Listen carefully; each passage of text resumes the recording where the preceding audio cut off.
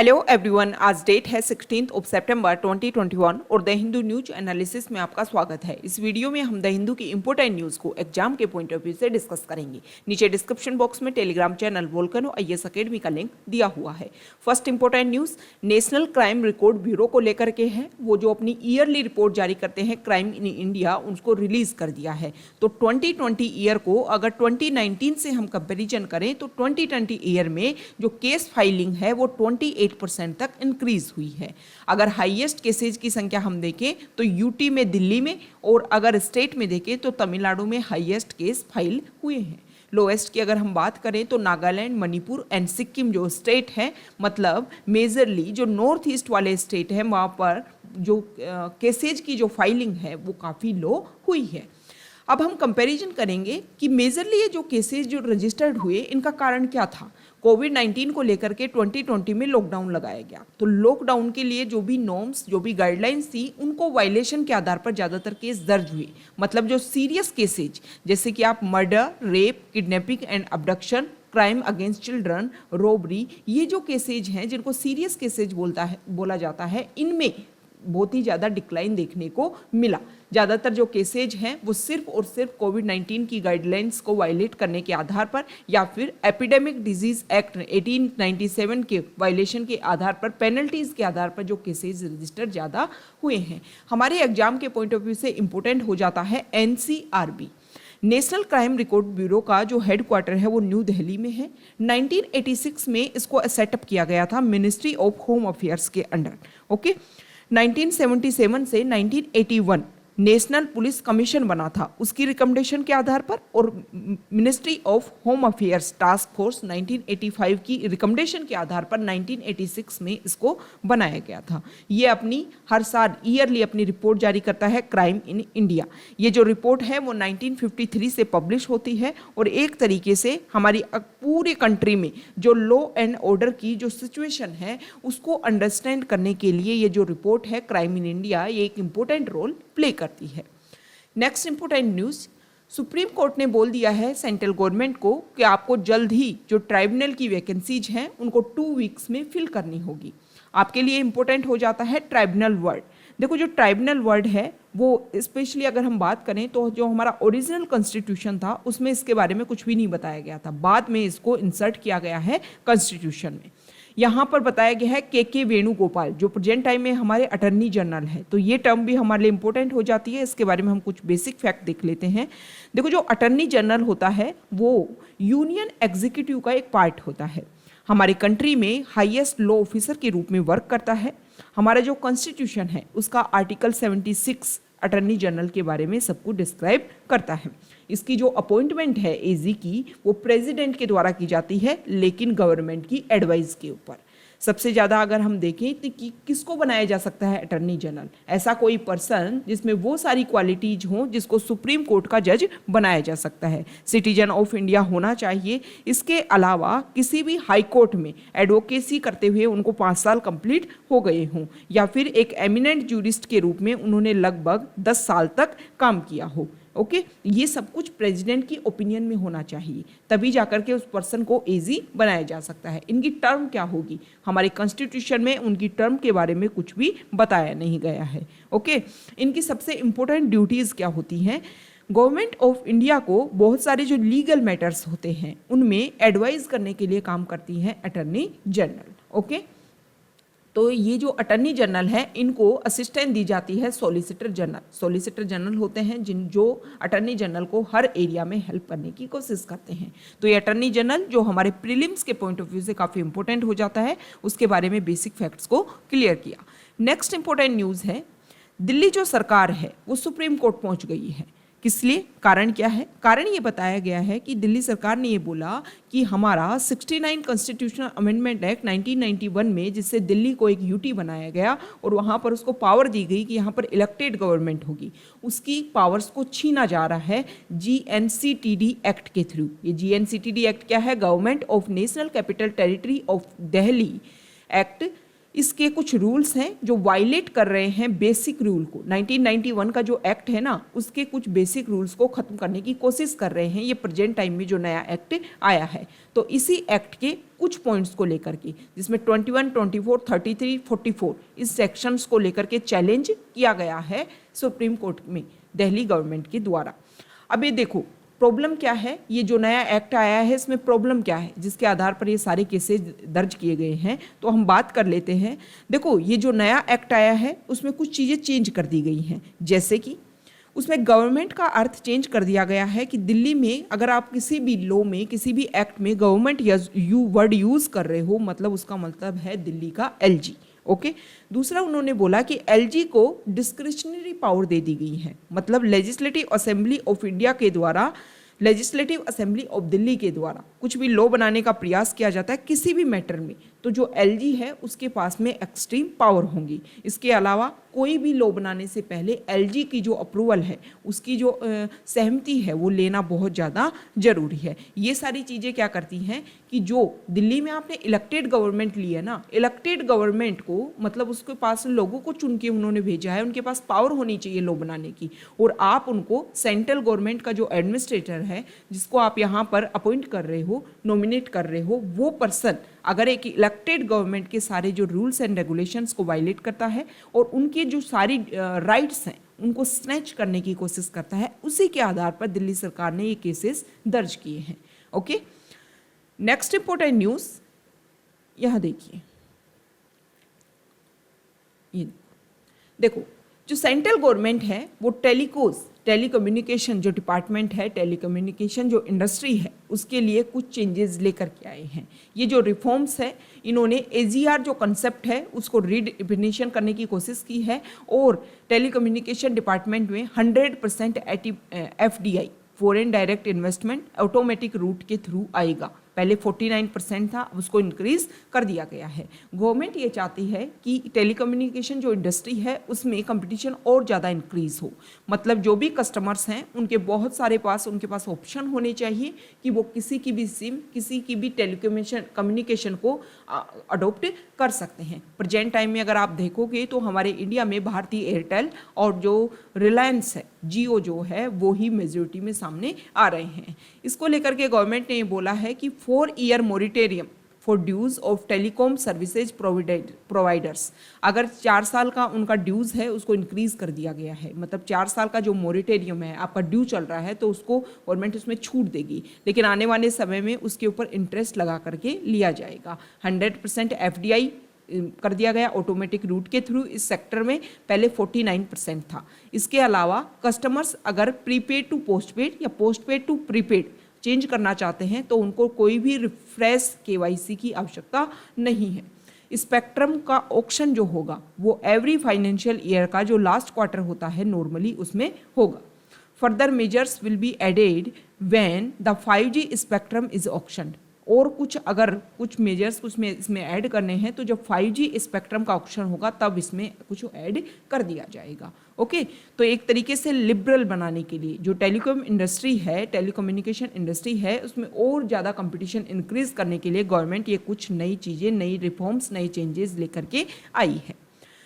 Next important news, यहाँ पर दिल्ली सरकार ने अपने पर्सनली डाटा में उन्होंने ये बोला है कि एनसीआरबी के जो डाटा है ना उसमें उन्होंने बोला है कि साइबर क्राइम जो है वो 55% तक इंक्रीज हो गए हैं, लेकिन वीमेन के खिलाफ जो क्राइम्स हैं उनमें 24% तक में कमी देखने को मिली है, मतलब कम रजिस्टर्ड हुए हैं। ओके तो ये पॉजिटिव चीज़ है एक तरीके से, अगर वीमेन के खिलाफ में जो केसेज हैं उनकी संख्या कम हो रही है। तो नेक्स्ट इंपॉर्टेंट न्यूज़ देखो, कोविड-19 को लेकर के स्टेट सेंट्रल गवर्नमेंट कोशिश कर रहे हैं कि जिन भी फैमिलीज़ को कोविड-19 की वजह से नुकसान हुआ उन फैमिलीज़ को कुछ कंपनसेशन दिया जा सके। ये जो कंपनसेशन स्कीम है, अब इन्होंने जब गवर्नमेंट ने उन फैमिलीज़ के साथ में कांटेक्ट करने की कोशिश की तो बहुत सारी फैमिलीज़ ने मना कर दिया कि उनको किसी भी तरीके की कंपनसेशन नहीं चाहिए। वो अपने आप में एक तरीके से वेल सेटल हैं, उनके पास में बहुत पैसा है और उनको इस तरीके की स्कीम की कोई ज़रूरत नहीं है। अब इससे ये पता चलता है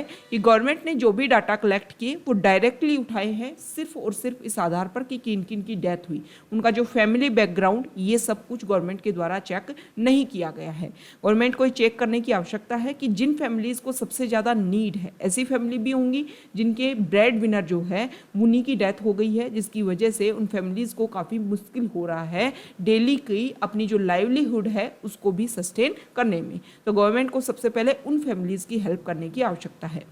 नेक्स्ट इंपॉर्टेंट न्यूज़ है, दिल्ली में फायर क्रैकर्स को लेकर के कंप्लीटली बैन कर दिया गया है। उसमें ये बोला गया है कि कोई भी पर्सन स्टोर करता है, सेल करता है और किसी भी तरीके के फायर क्रैकर्स के टाइप्स को अगर यूज़ करता है तो इमीडिएट इफेक्ट के साथ में इसको बैन कर दिया गया है। कोविड जब चला तो उस समय एनजीटी, नेशनल ग्रीन ट्रिब्यूनल ने भी कंप्लीटली फायर क्रैकर्स को बैन कर दिया था, क्योंकि इससे ये लगता है कि जो एयर है उसका पोल्यूशन लेवल इंक्रीज होता है और एयर क्लीन होना बहुत ज़्यादा ज़रूरी है कोविड-19 के दौरान। नेक्स्ट इंपॉर्टेंट न्यूज़ यहाँ देखिए, यहाँ पर देखो, दीपर बिल एक रामसर साइट है और उसी को लेकर के एक इस आर्टिकल आया है। इस आर्टिकल में ये बोला गया है कि ये जो दीपर बिल रामसर साइट जो है ना, वेटलैंड साइट, रामसर साइट क्या होती है, ईरान के रामसन शहर में ये जो वेटलैंड एरिया होते हैं इनको कंजर्व करने के लिए 1971 में एक ट्रीटी होती है, उसी को बोलते हैं वेटलैंड ट्रीटी बोल सकते हो या रामसर ट्रीटी भी उसको बोलते हैं। इन वेटलैंड को क्यों बचाया जाना चाहिए, ये जो एरिया है ना, यहाँ पर लैंड एरिया भी होता है और वाटर एरिया, मतलब दोनों का मिक्सअप, मतलब यहाँ पर जो बायोडाइवर्सिटी होती है वो सबसे ज़्यादा रिच होती है हर एरिया का। वाटर के जो एनिमल्स हैं वो भी यहाँ पाए जाते हैं और जो लैंड एरिया के जो एनिमल्स हैं वो भी इजीली इस एरिया में सस्टेन करते हैं। तो ये एरिया जो काफ़ी रिच होता है, इसको बनाए रखने के लिए हमारे एनवायरनमेंट के लिए काफ़ी इम्पोर्टेंट है। ओके, तो इस एरिया में स्ट्रेस जो है वो कम हो। तो दीपर बिल में प्रॉब्लम क्या है, पहले तो इसके पास वाले एरिया में ही क्या किया जाता है, एक तो जो भी कचरा है, जो भी वेस्टेज है उसको डंप किया जा रहा है, जिसको लेकर के भी कंसर्न है कि उस एरिया से जो टॉक्सिक जो है ना वो दीपर बिल में और ज़्यादा इंक्रीज हो गई है। ओके, क्योंकि वाटर के थ्रू रिस करके दीपर बिल जो वेटलैंड साइट है वहाँ पर ये टॉक्सिक सारे आ रहे हैं उन वेस्टेज से। दूसरी प्रॉब्लम ये है कि इस वेटलैंड से रेलवे लाइन निकालने की कोशिश की जा रही है गवर्नमेंट के द्वारा, तो इसका विरोध किया जा रहा है। क्योंकि देखो, जब जहाँ पर भी आपने रेलवे लाइन, ये ऐसी चीज़ें आपने देखी हैं, तो वहाँ पर आपने देखा होगा कि बहुत सारे एनिमल्स, जैसे कि जो एलिफेंट है या बहुत सारे एनिमल जो हैं वो रेलवे ट्रैक की वजह से उनकी डेथ हो जाती है। तो इस तरीके की जो क्लैश है उसको ख़त्म करने के लिए आप टनल प्रपोजल के रूप पर भी गवर्नमेंट वर्क कर सकती है। नेक्स्ट इंपॉर्टेंट न्यूज़ यहाँ देखिए, एक सेकेंड,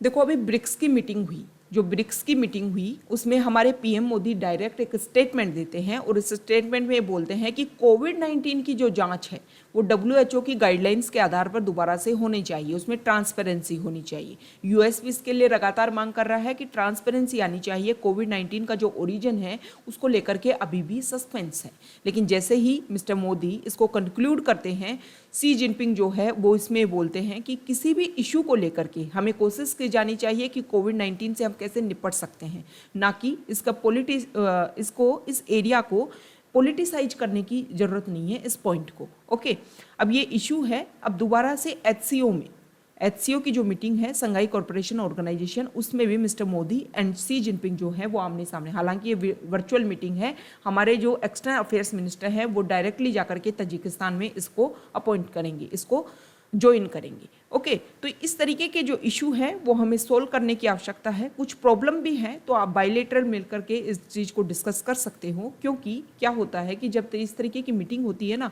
तो ओपनिंग जो स्टेटमेंट होते हैं वही पब्लिकली आते हैं, उसके बाद में जो अदर कंट्रीज़ हैं उन्होंने उसको लेकर के क्या अपनी बात रखी, क्या उन्होंने स्टेटमेंट दिया, ये कोई भी बात सामने नहीं आती है। जब जानकारी हासिल करने की कोशिश की गई कि केस में जो अदर कंट्रीज़ है उनका क्या रिएक्शन रहा, तो सभी कंट्रीज़ ने अपनी तरफ से इसको रिजेक्ट करने की कोशिश की, मतलब कुछ भी अपनी तरफ से इसमें बताने की कोशिश नहीं की। अब देखो, इस एरिया की हमने बात की है, सेंट्रल एशिया की, तो यहाँ पर जो कंट्रीज़ हैं उनकी हम बात कर लेते हैं। ओके, तो यहाँ पर ये जो तजिकिस्तान है यहाँ पर मीटिंग होएगी। ओके, ये अफगानिस्तान है, काफ़ी न्यूज़ में है। अफगानिस्तान की जो बॉर्डर किस एरिया से मिलती है ये भी आप देख लीजिए। तो Pakistan, China, Tajikistan, Uzbekistan, Turkmenistan and Iran. Okay, ये पाकिस्तान आ गया, इन सारी कंट्रीज़ के साथ में मिलती है। ये सेंट्रल एशिया वाली कंट्रीज़ हैं, Kazakhstan, Uzbekistan, Turkmenistan, Afghanistan, Tajikistan and Kyrgyzstan. यहाँ पर कैस्पियन सी को भी हम देख लेते हैं इस एरिया में। कैस्पियन सी जो है वो रशिया, कजाकिस्तान, तुर्कमेनिस्तान, ईरान और अजरबैजान, इस 5 कंट्रीज के साथ में अपनी बॉर्डर शेयर करता है। और ये जो सी है वो है अरल सी, उज्बेकिस्तान और कजाकिस्तान के बीच में। यूपीएससी प्रीलिम्स में इसको लेकर के क्वेश्चन भी आ चुका है कि टाइम के साथ में जो इसका एरिया है वो श्रिंक हो रहा है। ओके, तो इस तरीके से जो भी सी है उनकी जो नेचुरल अवेलेबिलिटी जो पास्ट टाइम में थी उसको बनाए रखने के लिए हमें हर एरिया को प्रिजर्व, उसकी सेफ्टी के लिए ध्यान में रखने की कोशिश करनी होगी। ओके, इस एरिया को देखो, आजकल जो क्वेश्चन यूपीएससी में इस तरीके के भी आ रहे हैं मैप बेस्ड में, आप देखोगे कि जो इंपॉर्टेंट एरिया यहाँ पर न्यूज़ में रहे उनको लेकर के भी उनको आप north to south, east to west या फिर west to east, south to north, इस तरीके से अरेंज कीजिए। तो जब भी आप किसी एरिया को विजिट करो उस एरिया में जो भी इंपॉर्टेंट एरिया न्यूज़ में रहे उन सबको भी आपको देखने की आवश्यकता है, या फिर किस एरिया का कौन से कंट्रीज से रिलेशन है। ओके, उसको लेकर के भी क्वेश्चन पूछा जाता है। नेक्स्ट इंपॉर्टेंट न्यूज़, हमारे जो पीएम हैं उन्होंने संसद टीवी को लॉन्च किया। मतलब लोकसभा और राज्यसभा टीवी 2 अलग अलग चैनल थे, उनको ज्वाइंट करके उन्होंने एक बना दिया है। उन्होंने बोला है कि ये जो नया कॉम्बिनेशन है वो नई सिनर्जी लेकर के आएगा। इसके अलावा अगर हम बात करें कि जो लोकसभा टीवी जो है वो फॉर्मर स्पीकर सोमनाथ चटर्जी का ब्रेन चाइल्ड था। मतलब उन्होंने इसको स्टार्ट करने की कोशिश की। और राज्यसभा टीवी को भी 10 साल हो गई, लोकसभा टीवी को 15 साल, राज्यसभा टीवी को 10 साल हो गए फंक्शनिंग करते हुए। अब इन दोनों को मिलाकर के कंबाइंड चैनल बना दिया गया। जब पार्लियामेंट के सेशन चलेंगे तब दोनों के दोनों चैनल जो है वो लाइव टेलीकास्ट करेंगे, लेकिन रिसेस के टाइम में दोनों मिलकर के एक संसद टीवी के रूप में टेलीकास्ट करेंगे। ओके, नेक्स्ट इंपॉर्टेंट न्यूज़ यहाँ देखिए, देखो डाटा प्रोटेक्शन बिल को लेकर के बोला गया है कि इसकी जो भी रिपोर्ट है उसको लेकर के फ्रेश स्टार्ट करने की आवश्यकता है, क्योंकि प्रेजेंट टाइम में जो बीजेपी एमपी पीपी चौधरी इसके नए चेयरमैन बन गए हैं जॉइंट पार्लियामेंट्री कमेटी के, और उसको रेफर्ड किया गया था। और अब इसमें क्या जो कंक्लूजन है वो निकल करके सामने आता है। 2019 में सबसे पहले दिसंबर 2019 में लोकसभा में इस बिल को इंट्रोड्यूस किया गया था। उसके बाद में जॉइंट पार्लियामेंट्री कमेटी को इसको रेफर कर दिया गया था, which was then headed by the BJP leader Meenakshi Lekhi. ये जो कमेटी है उन्होंने बार बार इसको एक्सटेंड किया और इसका जो फाइनल जो रिजल्ट है वो सबमिशन अभी तक नहीं लेकर के आई। हालांकि अब ये माना जा रहा है कि जब विंटर सेशन चले तो अब इसका फाइनल जो सबमिशन है वो होना चाहिए, ताकि हमारे यहाँ पर भी जो डाटा प्रोटेक्शन एक्ट है वो लाया जा सके। Next important news foreign page से है। यहाँ पर देखिए, एक नया ऑर्गेनाइजेशन, एक नई पार्टनरशिप होने वाली है यूएस, यूके और ऑस्ट्रेलिया के बीच में। ये जो पार्टनरशिप है वो इंडो पैसिफिक रीजन में जो स्ट्रेटेजिक इंटरेस्ट हैं उसको एडवांस करने के लिए फोकस करेगी। इस ग्रुप का नाम होगा AUKUS। ओके, तो इस एरिया के ऊपर डिस्कस किया जाएगा और यूएस, यूके और ऑस्ट्रेलिया इसमें पार्टिसिपेशन होंगे। हालांकि अभी क्वाड ग्रुप की मीटिंग होने वाली है यूएस में, तो हो सकता है कि और कंट्रीज भी इसमें शामिल हो सकें। तो ये आज का हमारा डिस्कशन था। Okay, thank you.